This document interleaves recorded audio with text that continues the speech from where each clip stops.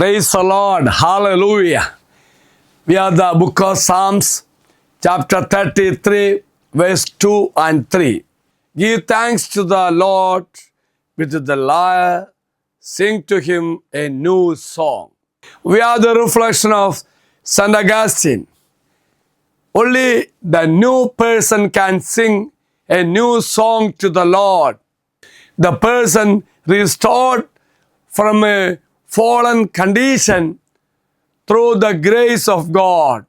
Let us sing a new song, not with our lips, but with our life.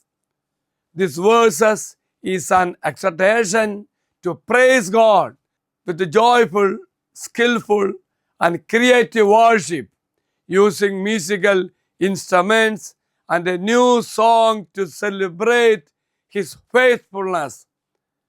The new song emphasizes fresh praise for the new mercies and the creative way God works.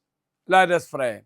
Heavenly Father, help me to sing to you the song of the redeemed every day.